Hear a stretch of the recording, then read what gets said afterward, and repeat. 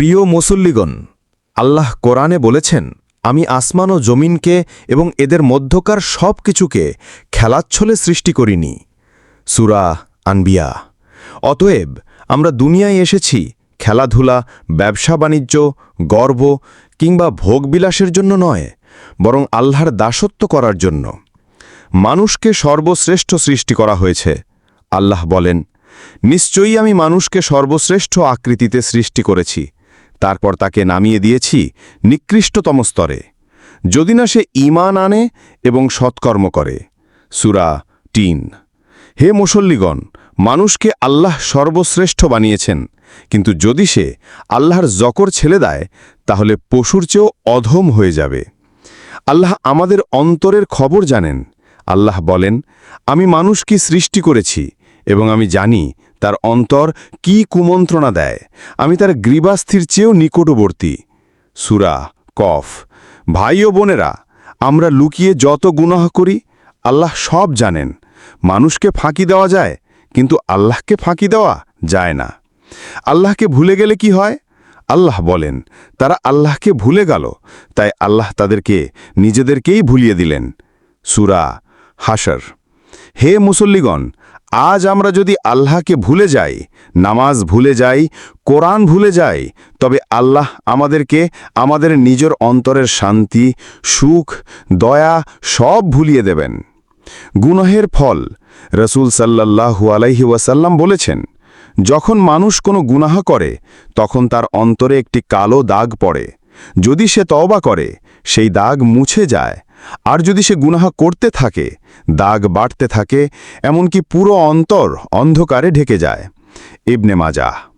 ভাই ও বোনেরা, আজ আমাদের অন্তর কেন শান্তি পাচ্ছে না? কেন নামাজে মন বসে না? কারণ আমাদের অন্তর গুনাহে কালো হয়ে গেছে। হারাম খাওয়ার প্রভাব। রাসূল সাল্লাল্লাহু আলাইহি ওয়াসাল্লাম বলেছেন, এক ব্যক্তি দূর যাত্রা করে, এলোমেলো চুল, ধুলায় ভর্তি শরীর নিয়ে হাত তুলে বলে, হে আমার প্রভু, হে আমার প্রভু, অথচ তার খাদ্য হারাম, পানীয় হারাম, পোশাক হারাম, আর সে হারামেই লালিত। তাহলে তার দোয়া কিভাবে কবুল হবে? মুসলিম। হে মুসল্লিগণ, আমাদের দোয়া কবুল হচ্ছে না কেন? কারণ আমরা হারাম উপার্জন করছি। হালাল উপার্জন ছাড়া আল্লাহর রহমত পাওয়া যায় না। গীবতের ভয়াবহতা। আল্লাহ বলেন, তোমরা গীবত করো না। তোমাদের কেউ কি তার মৃত ভাইয়ের মাংস খেতে পছন্দ করবে? নিশ্চয়ই তোমরা তা ঘৃণা করবে। সূরা হুজুরাত। রাসূল সাল্লাল্লাহু আলাইহি ওয়াসাল্লাম বলেছেন, গীবত জিনা থেকেও ভয়ঙ্কর। বাইহাকি। ভাই ও বোনেরা, আজ আমাদের সমাজে গীবত, পরনিন্দা, অপবাদ ছড়িয়ে পড়েছে, অথচ এটা মানুষের ঈমান নষ্ট করে দেয়। দুনিয়ার ধন সম্পদ।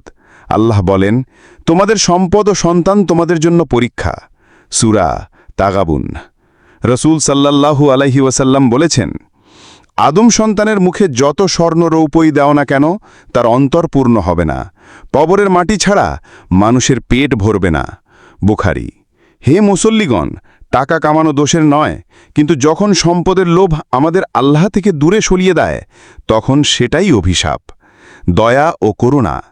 রাসূল সাল্লাল্লাহু আলাইহি ওয়াসাল্লাম বলেছেন, যে দয়া করে না তার প্রতি দয়া করা হবে না।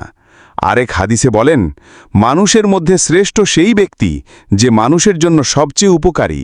বুখারী। হে মুসল্লিগণ, আমরা যদি মানুষের উপকার না করি আমাদের ঈমান পূর্ণ হবে না। আল্লাহর দিকেই প্রত্যাবর্তন। আল্লাহ বলেন, তোমরা সবাই আল্লাহর দিকে প্রত্যাবর্তন করবে, তারপর তিনি তোমাদেরকে জানিয়ে দেবেন তোমরা যা করতে। সূরা মায়েদা। রাসূল সাল্লাল্লাহু আলাইহি ওয়াসাল্লাম বলেছেন, দুনিয়ায় তুমি এমনভাবে থেকো যেন তুমি এক অচেনা পথিক বা পথ চলতি যাত্রী। বুখারী। উপসংহার। প্রিয় মুসল্লিগণ, আজ আমরা যদি চাই অন্তর শান্ত হোক, দোয়া কবুল হোক, কবর প্রশস্ত হোক, কিয়ামতের দিনে হাসি মুখে উঠি, তাহলে আমাদের জীবনকে বদলাতে হবে। হারাম ছেড়ে গ্রহণ করতে হবে। নামাজের প্রতি যত্নবান হতে হবে। গীবত, মিথ্যা, অন্যায় থেকে বাঁচতে হবে, আর আল্লাহর কাছে কান্নাকাটি করে তওবা করতে হবে। হে আল্লাহ, আমাদের সকলকে মাফ করুন। আমিন।